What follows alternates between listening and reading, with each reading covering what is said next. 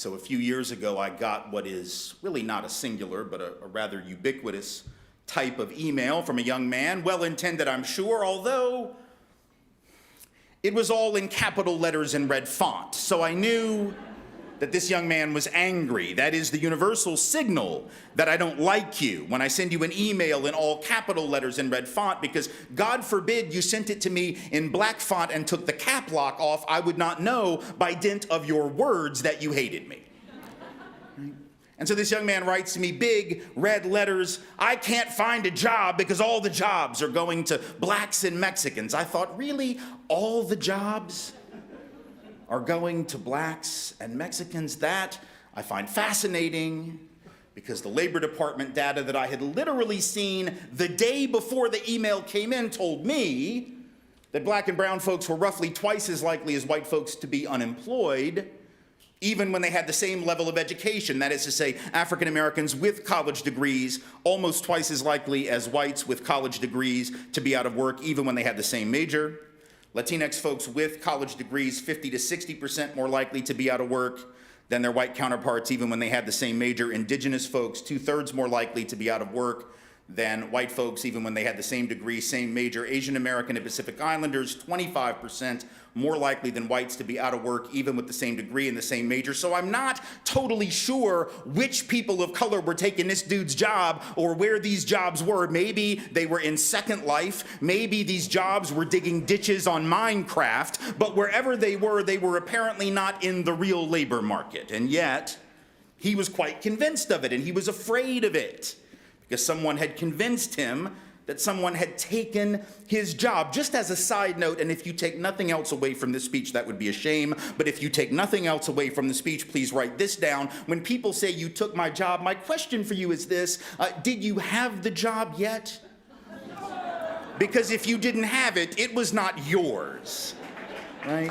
Like, maybe I would be more sympathetic if the white guy got the call on Monday from the HR manager and they said, Bill, congratulations, you've been hired. And then Wednesday, the same HR manager called back and said, no, I'm just kidding. I'm giving the job to Jose, but thanks for playing. Like, that would be unfair. But that is not what is happening. But we have people like this young man, right, who are convinced that his pain, his unemployment, which is quite real, I guess. I mean, he could be lying. But I'll take him at his word, because there are millions of white people just like himself, unable to find work, still haven't really recovered from the recession. The pain is real, just like the pain in my chest was real. And my wife, God love her, 20 years in, knows not to be so cruel as to question my pain. She did not look at me and say, Tim, you have lost your mind. It is all in your head. You are not in pain. She acknowledged it. She just wanted me to get a proper diagnosis, and not the one that I could find on some chat board, right? But this young man has been told that his pain is the result of those people, and so that's why he is afraid. But it's not the only fear, right? It's not the only fear that people have. There are other fears that politicians, so-called leaders, will stoke for the sake of political gain. We have a president who, on the campaign trail, for instance, gave a speech in which he said to black people, though he said it in front of white people, which is fascinating, right? Went to Milwaukee, but not really Milwaukee. He went to a white suburb of Milwaukee and gave a talk, supposedly to black people, in a room full of white people about black people. And what he said is, you all can't even leave your house without getting shot. Again, I don't know who the you all is. I doubt it is the white folks of Pewaukee outside of the city, right? But he says, this is the problem. We're living in American carnage. You people can't even walk out your door without getting shot, stoking fear of what? Crime. But to whom was he speaking? Right? Was he speaking out of real conviction and concern for black safety? Well, he's not speaking to black people, so I sort of doubt it. He's speaking in a room full of white people. The purpose of that speech is not to show sympathy or solidarity with black people, but to remind white people of just how dangerous black people are. That's why he did it. And it wasn't even true. It was about stoking fake fear, because contrary to the president's rhetoric and contrary to the beliefs of millions of people, Crime is not up, crime is down, not just by a little bit, but by a lot. In fact, violent crime is down by 2/3 since the early 1990s. Across the board, in white neighborhoods, in black neighborhoods, Milwaukee, safer today than in 1991. Chicago, safer today than in 1991. Washington, D.C., safer today than in 1965. New York City, safer today than in 1972. In fact, the black male homicide rate is lower today than it was in 1950. And yet we have fools running governments and media talking heads who want you to believe, because it feeds their political power and feeds your fear, which feeds their power, that things have gone off the rails, that the country's getting more dangerous, that black people are killing one another in record numbers, or maybe even killing white people in record numbers, neither of which are true. But why do they lie? See, the data's there. It's very clear. It's Department of Justice, it's FBI, it's the Bureau of Justice Statistics. And this is not opinion, by the way. This is not like, there's no rebuttal to what I'm saying. So don't even try Googling it. Like, there's no rebuttal to what I'm saying. It's factual, and yet we have people who are convinced that America's more dangerous than ever. But there is less crime today than when many of your parents were in college. They may not believe that. Same thing with K-12 schools, right? We act like schools have become cesspools of violence because we have politicians and we have media talking heads who make it seem that way. Oh my goodness, the young people are out of control. Of course, every generation has said that about young people, right? You can actually go back to the 1930s and you can find statements made by media talking heads even then, and by commentators and by politicians and by parents of children, that the kids in high school were ruffians and thugs and out of control, horrible people, the worst generation ever. Of course, now we remember these young people as the so-called greatest generation who won World War II. But at the time, we looked at them as thugs and ruffians and ne'er-do-wells, because every generation, that's the same shtick that we push and that we pump, even when it's not true. Schools are safer today than they were 30 years ago and 40 years ago. Acts of violent crime, acts of property crime down across the board in urban schools, in suburban schools, in small town schools, in rural schools. That's just a fact. But we have people who profit off fear, and particularly the fear of what? Racial others, economic others, right? National others, religious others. Or we're told what? That there are people coming over the border to kill us, to harm us, to reap chaos in our country, ignoring, of course, the fact that violent and property crime rates are lower among undocumented people than they are among citizens of the United States, ignoring the fact that undocumented border crossings are actually down by 2/3 since the year 2000, which is to say there is no national emergency today if the border crossings are down and if crime is down. Oh, and by the way, neighborhoods and communities with larger percentages of undocumented people actually have lower crime rates than neighborhoods and communities with less of a population of undocumented people. If all of that is true, and it is, then the whole idea of a national emergency is about stoking fear. It's not about actually addressing problems. 40% of all the people in this country who are quote-unquote undocumented or quote-unquote illegal didn't even cross a border illegally. They came legally on a work visa or an education visa, overstayed that visa. So building a wall isn't going to stop them, right? Shutting down the border isn't going to stop them, but a disproportionate number of those folks are from places like Canada, so where we also don't construct a wall. Isn't that fascinating? We're apparently only worried, only afraid, only in fear about people at this border, never this border, only this border, never this border. Apparently, we are not concerned about crafty Canadians sneaking into the United States to take advantage of our superior healthcare system. Which would be weird if they were to do that. That's why Senator Rand Paul, right, when he had to have hernia surgery, he didn't go to Kentucky, where he's from, didn't go to Lexington, right? Went to Canada. But we're number one, just remember. I got about 40 more minutes of this, so y'all hang tight.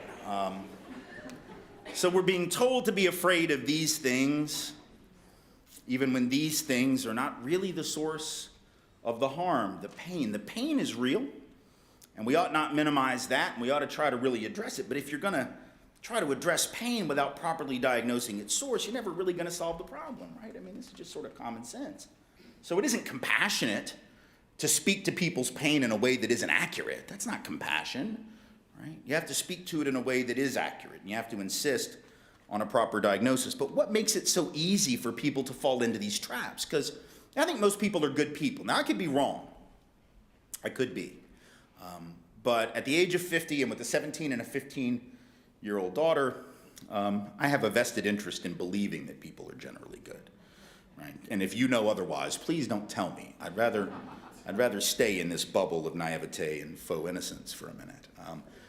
So I like to believe that people are basically good, but of course good people, right, can get sucked into bad systems of operation, bad institutions and structures, and bad systems of thought, right, that sort of take our otherwise goodness and our, good, positive, compassionate, caring tendencies and distort them or twist them or, shift them and twist them in some way that steers us away from our better selves. So even though I think people are good, we can fall into these patterns of thought and behavior. And I would contend that there are two things really that make it possible, not just possible, but actually sort of predictable, that millions of Americans will fall into these patterns of fear and misdiagnosis of pain, right, in such a way that it's not at all surprising. Now, I'm not saying this to let people off the hook when they fall into those patterns. I think we have to be held accountable for the things we do. But at the same time, I think that if you fall into patterns, if you fall into traps that were set for you, right, traps that were set for you by the culture, it's not enough to just judge you for that, right? I have to judge the culture for that, right? It's like when you go shopping, right? When you go to the grocery, what do they tell you to do? Never go to the grocery what? Right, see, everybody knows, and yet what do we all do? We go to the grocery when we are hungry because we are hungry, and that's where there's food, right? So we go to the grocery and we're hungry, and what do you know? There's always candy at the checkout aisle. Now, does anyone in this room think that that is a coincidence? Does anyone in this room think, for instance, that the purchasing manager at the grocery store just keeps ordering too much candy and can't figure out, my God, I keep doing this. I keep ordering more candy than the actual candy aisle will hold. What in the world shall we do with the surplus? Oh, I don't know, Jim. Let's just put it at the checkout. We got nowhere else to put it. It's not a coincidence.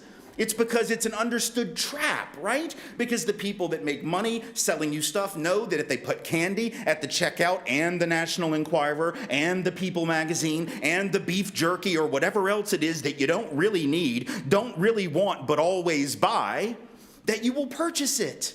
Because that's impulse purchasing. It's a trap, and we all fall for it, at least sometimes. Not all the time, right? Sometimes we're real smart and we eat before we go, and we're like, I'm not buying the candy today, right?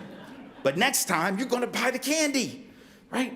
And they know it. So can I judge you for it? Yeah, I can judge myself for it.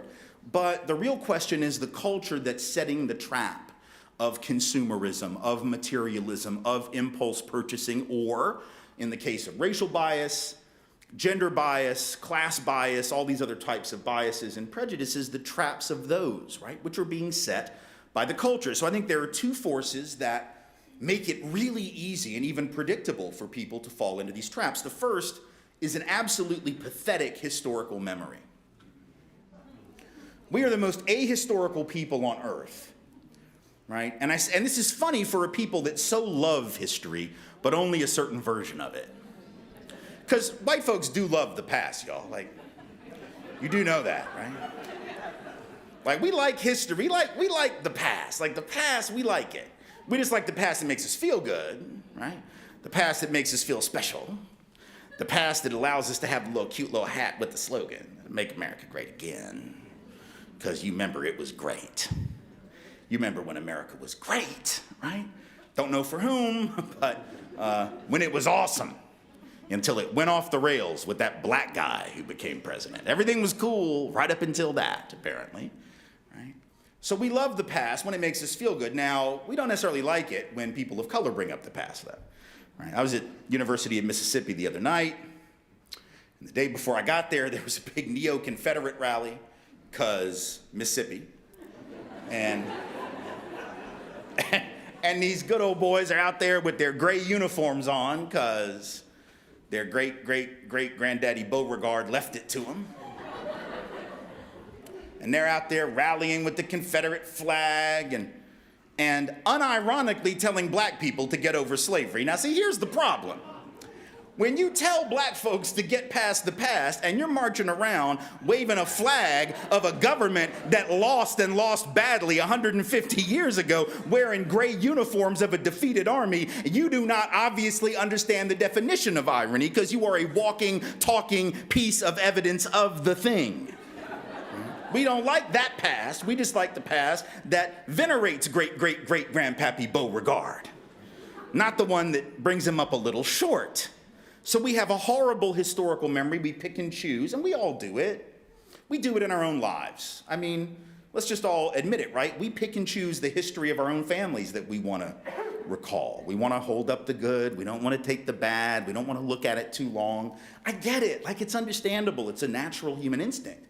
The problem is when entire cultures do that, it makes it impossible to move forward and create justice because you're not accurately recollecting how you got into the period of injustice. You're not actually reflecting and accurately understanding how you got from point A to B. And if you don't know how you got here, you're not going to figure out how to get over there to point C, right? Or D or E or F or whatever it is.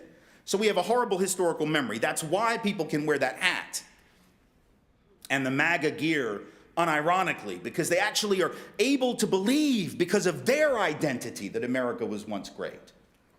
But for whom was it great? I mean, it ought not be radical at all to suggest that America was never great for black people. That ought not be a radical statement. It is obvious, it is true, it is irrefutable, there is no rebuttal to it. America was never great for peoples of color. America was never great for women as women. Like until 1971 or 2, when the Equal Credit Opportunity Act was passed, women, including white women, couldn't even get their own lines of credit from banks unless their daddy or their husband took out the credit line for them. That's within my lifetime and the lifetimes of many people in this room. So when was America great for women as women? Please pray tell. When was it great for LGBTQ folk? When was it great for religious minorities? When was it great for the poor of any race? You think America was great for those poor white kids that worked in coal mines in 1911 and 12 at the age of 14? It wasn't great for them either. The only people for whom America was ever great were the ones who ran it. Rich, white, straight, at least claiming to be straight men. Right? It wasn't even great for all of them, right? But great enough that now they want to make it great again, like that. That's historical memory being blinkered and ridiculous and absurd. Right? But you don't have to know any better. You don't have to know that. And when you even say that, people go, that's un-American. You're un-American for saying that. No, I'm just accurate. I'm just telling the truth. I'm just not really into lying because that's what we do as a country. We tell lies about history because it makes us feel better. Like, what did George Washington do when he was a kid? Y'all remember, right? What'd he do? What'd he do? Chop down a cherry tree, and then what'd he do? Told his daddy because he couldn't tell a lie. Did anybody still believe that story? That did not happen, y'all. First of all, even if it did happen, how would anybody know that that happened?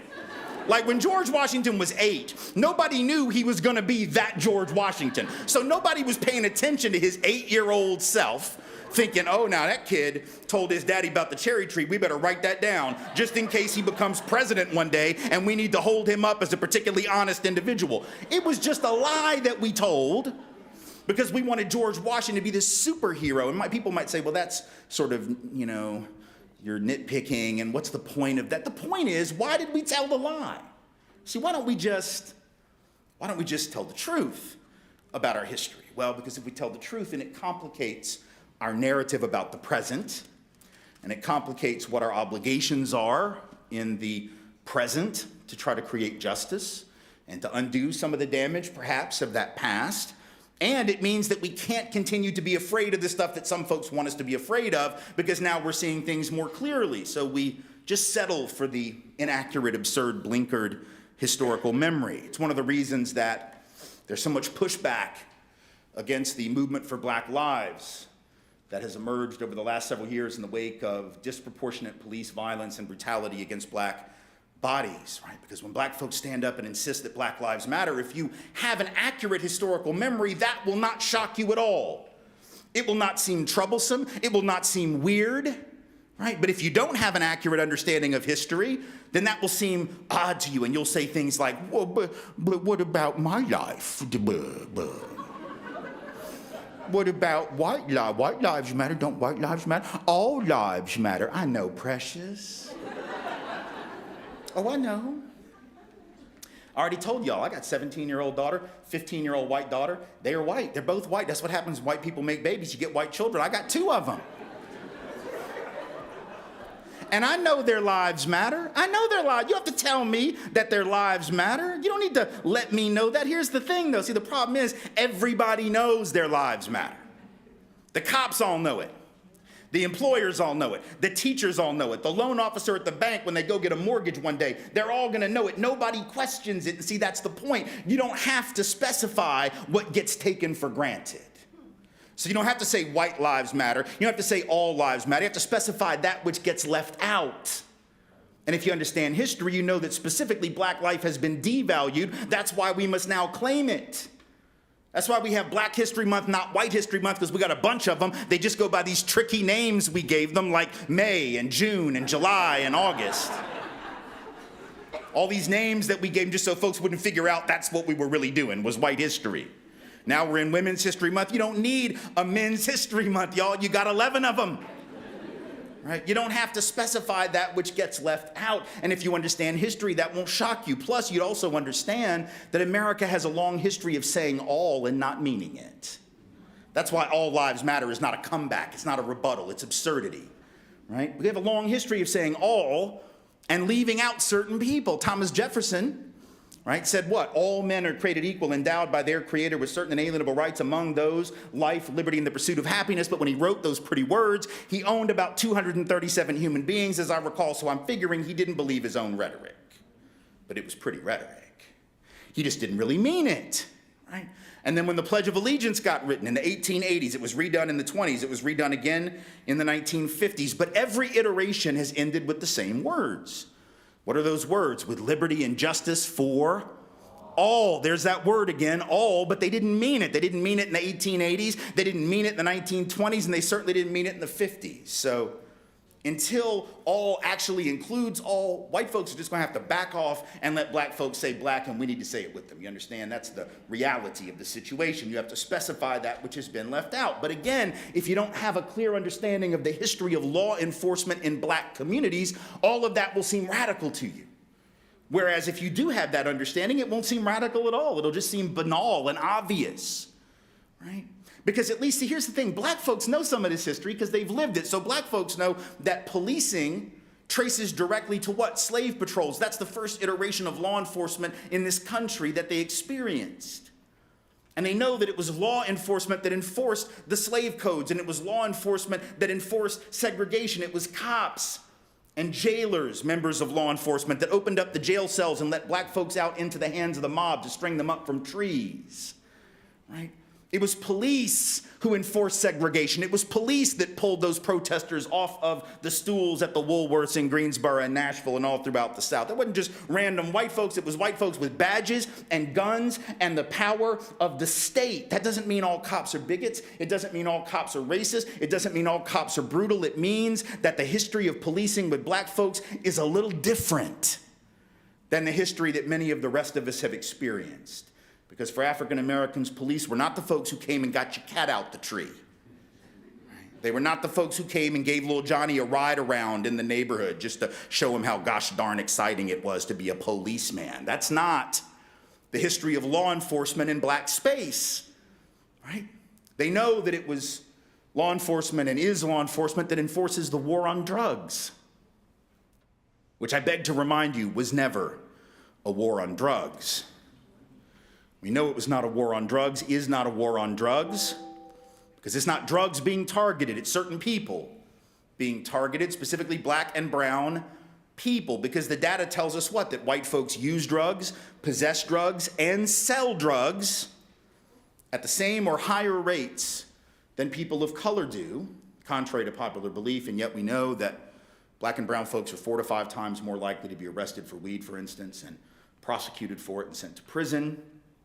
We know we live in a country and you live in a state where you got lots of white folks becoming weed millionaires, while black folks are still sitting in prison, brown folks still sitting in prison for selling the same product, just didn't have enough money to get an occupational license and a storefront. So they're doing time and other folks are getting rich selling weed that comes with tasting notes, y'all.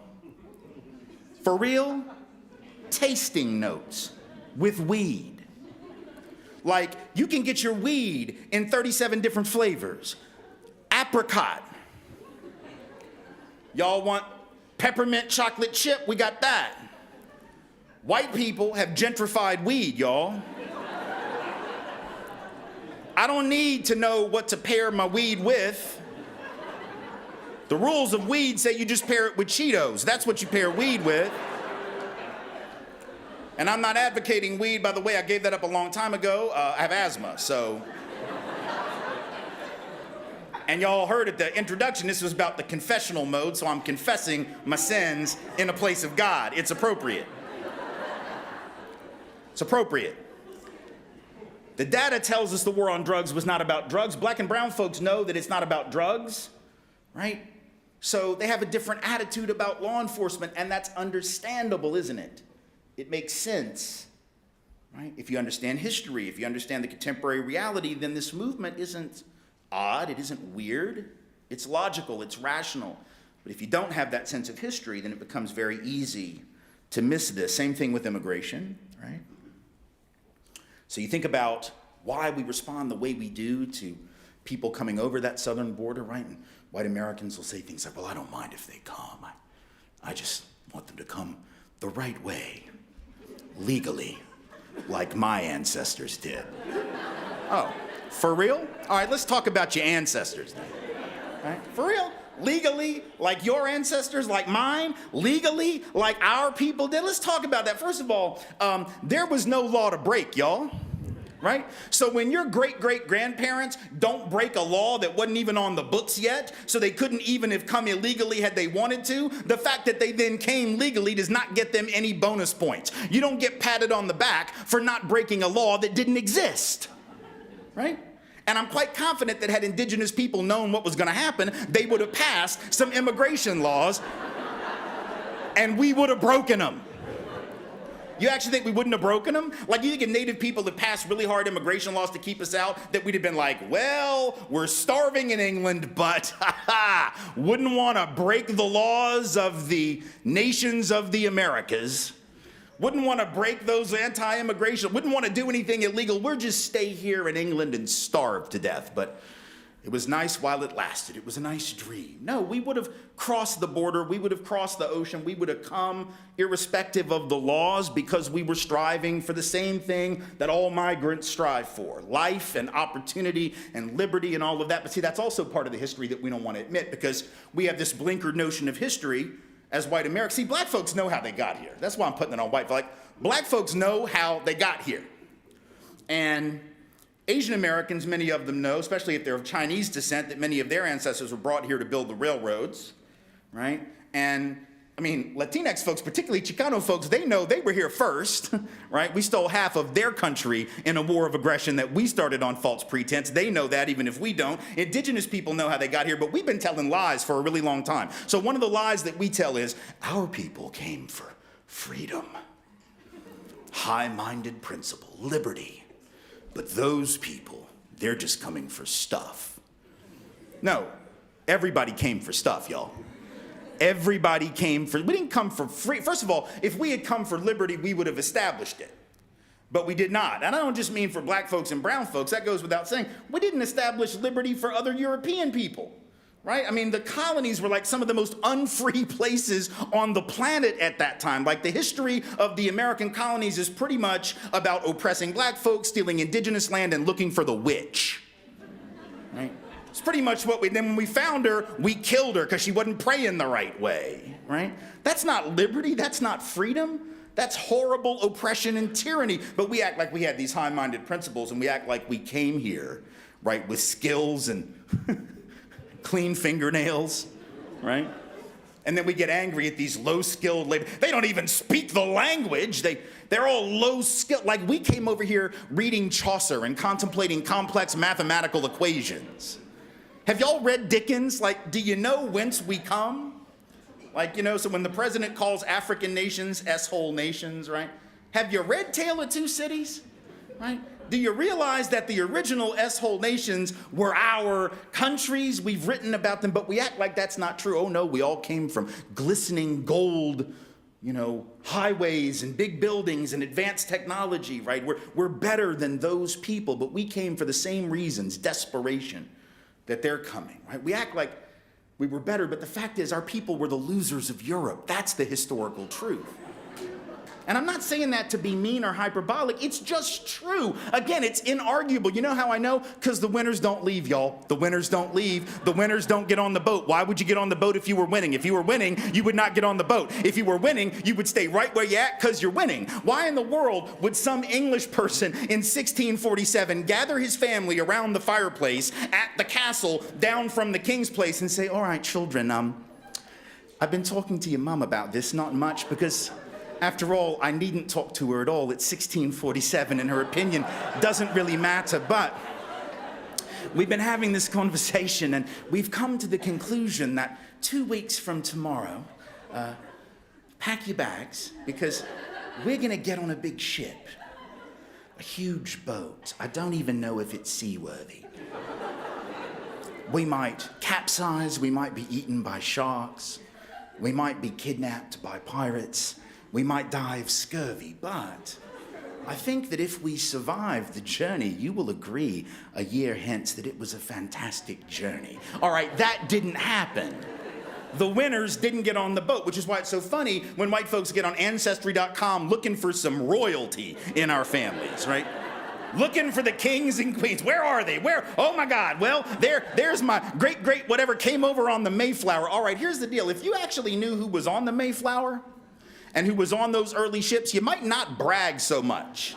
You think those were the winners? The winners didn't leave, y'all. You know who was not on those boats? The king. The king was not on those boats. Nobody the king particularly wanted to keep around was on those boats. Those boats were filled with the losers of Europe who could not make it. And you know what? There's no shame in any of that. I'm not saying that to be cruel. There is no shame in being the loser. And you know what? More than that, there's something truly beautiful about being the loser and saying, you know what? I'm done with losing, and I'm going to pick up, and I'm going to start over, and I'm going to make a better life for my family. But just as beautiful as that is when Europeans do it, it is every bit as beautiful when Africans do it, and Latin Americans do it, and Asians do it, and people all over the world do it. It is no different when they do it.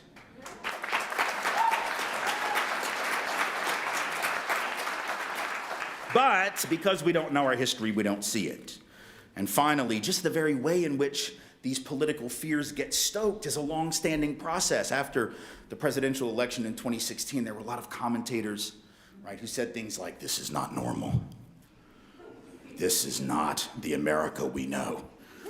These commentators, I beg to remind you, were very white. Because for black and brown folks, nothing about that election was especially shocking. I know that white folks found that, how could this happen? How in the world could what happen? A rich white man get elected by telling not rich white people that their enemies are black and brown? You think that's new? That's like the oldest play in the playbook. That's like on page 1 of the playbook of American politics going all the way back to the colonies. There's literally no play that came before that one. That's just the one that they ran over and over and over again like a forward pass. It's just like, I don't know, let's run that one again. It seems to work. The first time it was used was in the colonial period when white people didn't even exist. And I know that sounds strange. What do you mean, Tim? White people didn't exist. Yes, we didn't. Not at least called that. We weren't called white in our countries of origin. You think Europeans are one big happy family? No, of course not. We spent most of our history killing each other and looking for the witch, but killing each other. Right? The English hated the Irish hated the English, everybody hated the Germans, not without reason. Northern Italians didn't even think Southern Italians were Italian, right? There was all this intra-group squabbling and hatred. It wasn't one big happy team called white people, but all of a sudden in the 17th century in the colonies of what became the United States, there became a need to create this category. Why? What happened? Like, did they come up with some fossil discovery that showed some scientific connection between all European peoples? No. Was there some linguistic discovery, some Dead Sea Scroll that showed that all European people were linguistically connected? No. The one thing that happened, the only thing that happened that necessitated the creation of white people, right, was that rich people can count pretty good. And the rich folks in the colonies that owned all the land looked around and they counted it up and they realized what? That they were heavily outnumbered by whom? They were outnumbered by African enslaved people and European indentured servants who were just one level above slaves themselves, and they figured eventually that those folks were going to rise up and take their stuff because they were going to realize they were all getting messed over by the elite. And sometimes there were rebellions. Bacon's rebellion in 1676 would be one example, not the only one, where folks across lines of color and continent, poor people, now called white, poor people called black, got together to overthrow aristocratic arrangements, and so now you had to create this category of whiteness to tell those poor peasant class Europeans that they're on the team with the rich, see? Because otherwise, if you don't divide them and conquer them, they may take your stuff. And so they start doing what? They start giving them a few rights, let them testify in court, let them enter into contracts, they get rid of indentured servitude in the early years of the 1700s altogether, right? They start putting poor white people on the slave patrol to keep those black folks in line. We're going to give you a gun and a badge and a horse. And white folks were like, a horse? All right then. Still don't own any land, hardly own the shirt on my back, definitely don't own any enslaved persons, but now you gave me a little taste of power, didn't you? You gave me a little taste of authority. Not real power, not real authority. That still resides in the hands of the rich, which I am decidedly not. But you gave me a taste of it, what W.E.B. Du Bois would later call what? The psychological wage of whiteness. The idea that I might not have much, but at least I'm not black. Later on, I might not have much, but at least I'm not Chinese labor on those railroads. I might not have much, but at least I'm not Latinx. I might not have much, but I'm not indigenous, and that makes me superior to you, right? That was a trick. Rich white people telling not rich white people that their enemies were black and brown, and it worked. And those rebellions slowed and then stopped, and this new team was created. Divide and conquer isn't new. And if you know your history, you're not thrown off stride by it. You realize it's the same thing that's been happening for hundreds of years. During the Civil War era, the same thing happened, right? The rich in the South, we announced, I say we, not because I'm rich, but because I am a Southerner, my people announced why they were seceding. They weren't shy about it, and we didn't lie about it. We lie about it now. And we say things like, oh, it wasn't about racism and slavery. It was about states' rights. What right do you think they wanted states to have? Was it the right to determine the proper recipe for a mint julep? Was it the right to determine the proper way to smoke a pork butt? No, it was the right of people in said states to continue to own other human beings as chattel property. That was the only reason they ever gave, right? They didn't talk about trade and tariffs and economic policy and big central government. They talked about the desire to maintain enslavement of African peoples, which they were committed to, and the maintenance of white supremacy, which is something that the vice president of the Confederacy, Alexander Stephens, said was the cornerstone of the Confederate government. But here's the trick. Rich people don't go to war, right? So the rich folks get the poor folks to go fight for them, right? Rich people don't go to war. You know this, right? Rich people get doctors to write phony notes saying they have heel spurs so they don't have to go to war. That's what rich people do. They get poor people to fight their battles for them, but that's a weird thing. It's hard, right? Because if I'm rich, how do I convince you who are poor to go fight for my property, right? My slave, so I can keep my slave. Because you don't own any, right? You're not directly benefiting, in the way I am at least, from that slave economy. So how do I get you to do that? I mean, that's weird. Like, I got a nice house, y'all, and even those of you that really like this speech, I'm fairly confident that if an invading army takes over Nashville in like a month, I can't call any of you and be like, hey, you like my speech, right? Cool, okay. So there's this army coming down the street. I think they're gonna take my house. I don't feel like fighting, but I'd really appreciate it if you would come and defend my house for me. You'd be like, yeah, like the speech, good luck with that, bye. Like, you would not come and fight for me. But in the South, poor folks, oh, we'll do it. Oh. Why? Why? Because the rich went to them and said, if these people get free, if these people get free, if these people get free, they're going to take your job. No, fool. They already have your job. That is the point. If you got to charge $1 a day to work on the farm, and the guy that owns the plantation can get the black dude to do it for free because he owns them, guess who got the job? Free got the job, Jack, not you. So as a matter of fact, poor white people would have been better off joining with poor black people to overthrow these rich white folks, take all their stuff, jack all their property, and create a new system. But you made them afraid, see? You created the fear that they are the enemy. Rich white people telling not rich white people that their enemies are black and brown. Same thing going on today with immigration. If we can just build that wall, the jobs will come back. For real, is that how you think capitalism works? For real, is that how you think capitalism works? You just build a wall, and then all the bosses of America are like, oh, they figured it out. We were going to keep taking advantage of them, but they figured it out. They built the wall. Now I got to give everybody a raise. It's not how it works. The wall doesn't stop the capitalists from sending the money overseas. It doesn't stop the owner from building the plant in Sri Lanka. The wall does not exist in cyberspace and stop the transfer of money into Cayman Island bank accounts, right? Capital will always be moving. Goods will always be moving. If you allow capital to move in search of the highest rate of return, and you allow goods to move in search of the highest price, but you don't allow labor to move in search of the highest wages, guess what? You have tilted the game permanently against workers and in favor of capital. That is basic Econ 101. It is not complicated, and it is not arguable, and yet these folks are afraid that if they don't build the wall, their opportunities will diminish, when in fact, working people on both sides of that line and on all sides of all borders would be better off with labor mobility, allowing the working class to increase in its militancy and its demands for better labor conditions, better wages, better benefits all across the continent and all across the world. But see, we've been made afraid of the other, and we don't know our history, and so we ignore that. There's one more thing that makes this possible, though, this trap that we fall into. It's not just the historical memory being faulty, it's the very ideological cornerstone of American life. And this is where it gets tricky, right? Because there's one thing, see, that we've all been taught.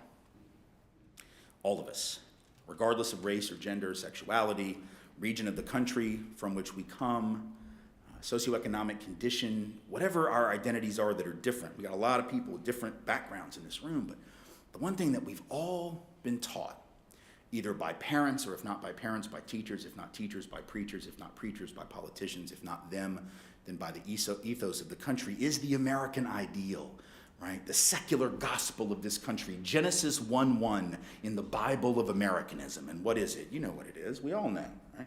It's the idea that anybody can make it in America.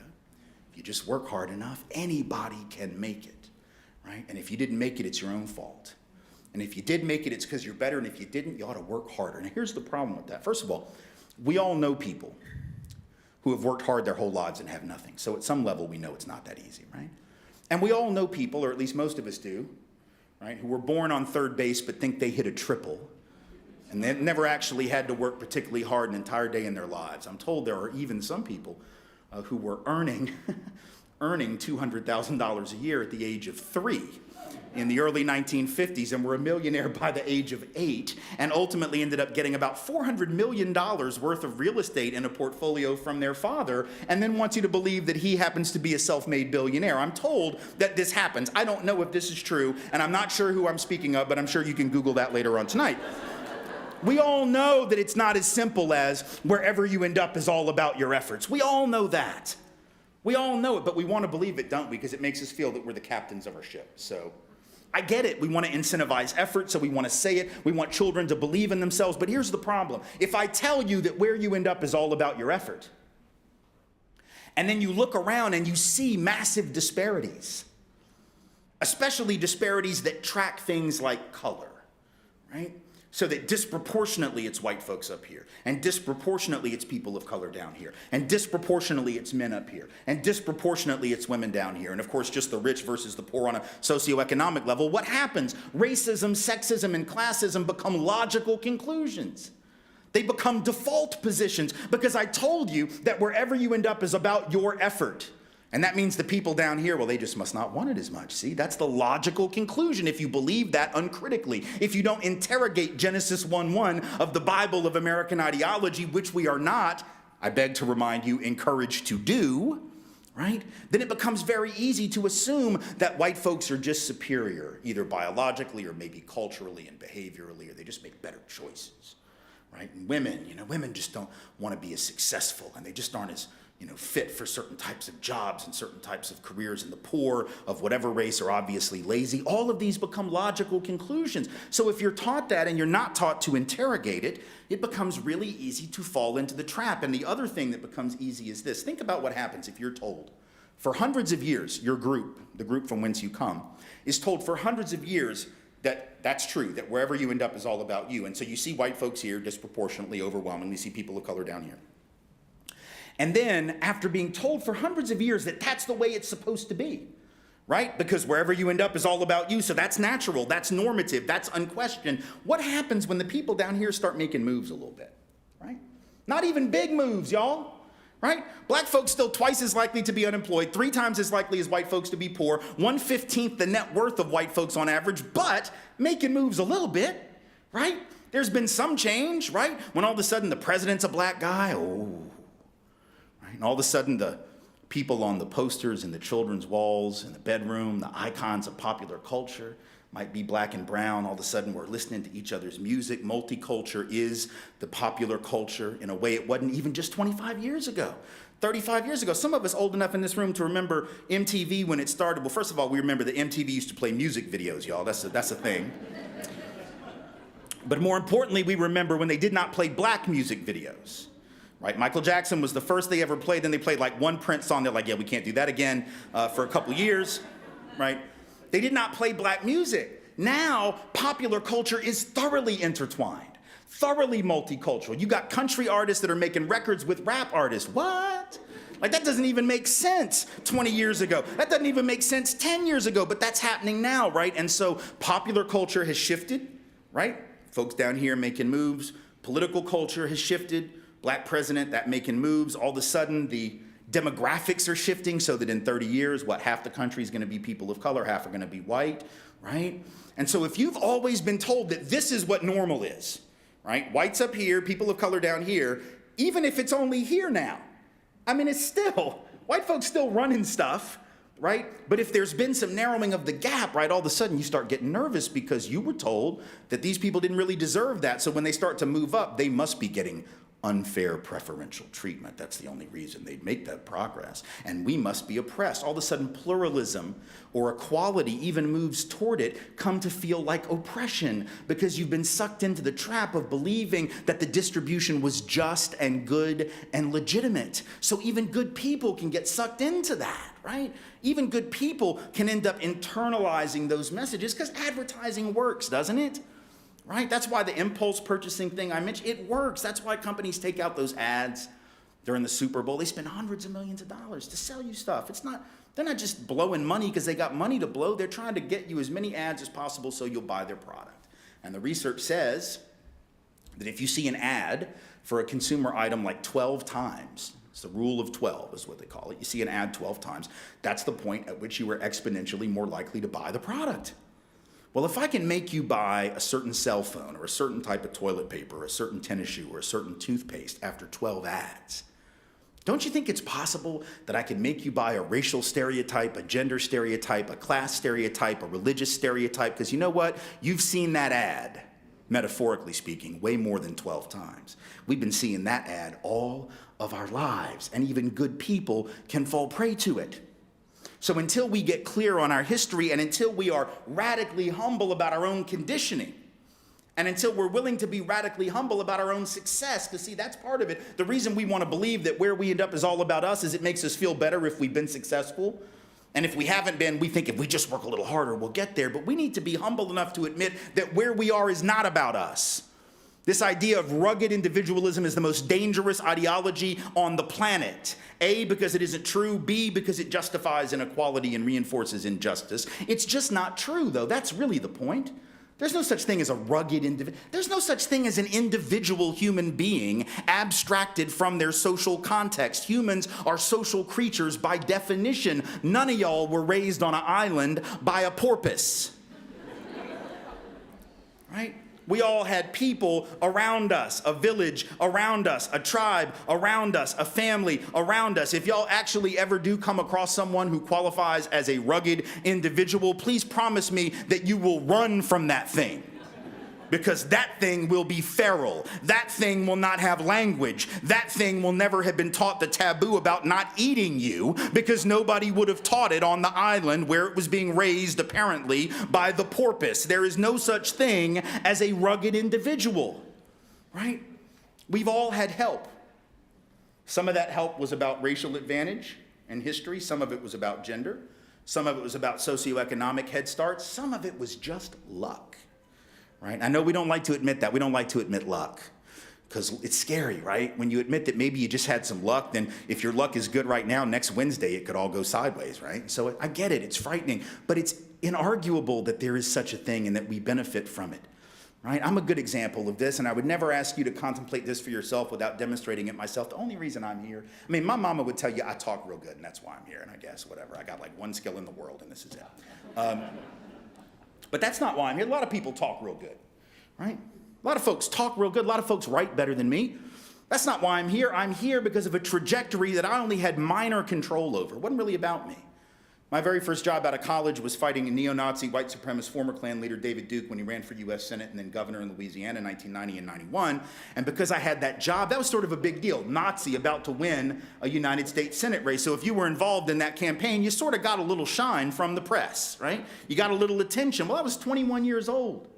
But I had this amazing job with this really high profile that catapulted me into the national spotlight and allowed me to get out here and do what I'm doing now. How did I have that job? I got it the old-fashioned way. I knew the two guys that started the organization, whose purpose was to defeat David Duke. One was a history prof of mine. The other one was a graduate student and a friend of mine from Tulane, where I went to college, and they hired me right out of school. But why did I know them? The only reason I knew them was because I'd gone to Tulane, right? If I'd gone to any other college, I wouldn't have been in a position to even meet them, let alone get that job, fight David Duke, build up a reputation, get out on the lecture circuit, write 7 books on race.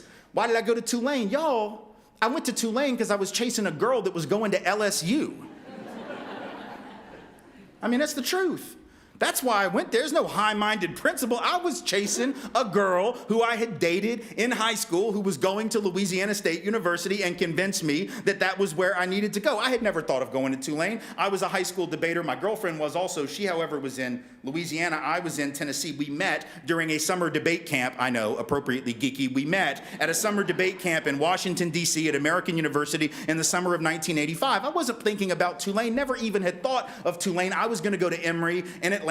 I knew the coach. She was recruiting me to debate there. I thought that was where I was going to go. Then I meet Monica, and Monica says, "Oh, you can't go to Emory. If you live in Atlanta, we'll never see each other." And I, in the manner of a foolish 16-year-old, said, "Of course, I will change my entire life trajectory for you, and I will go to Tulane." Now, as it all turned out, it did turn out, both for her and for me, not together, but it worked out for both of us separately.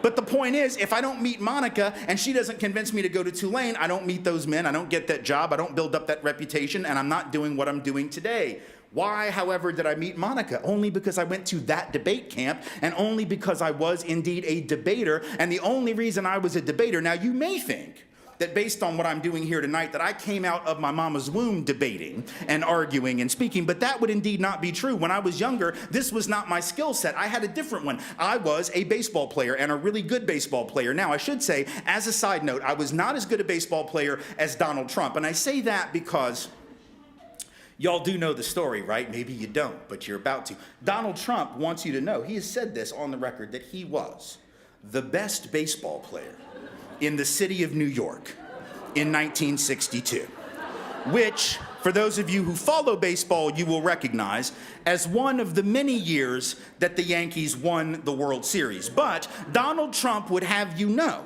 that he was better than Roger Maris. He was better than Mickey Mantle. He was better than Whitey Ford. He was better than Elston Howard or Phil Rizzuto or Yogi Berra if they were still playing. I don't know. But the point is, he was better than all of them, so I wasn't that good. But I was good enough that I had college recruiters coming to my Little League games when I was 11 years old, and I truly thought that that was going to be my path. But then something happened. I tried out for my high school team, and for whatever reason, nerves or I don't know, had a horrible, horrible tryout and got cut from the team. And so I had to find a different activity.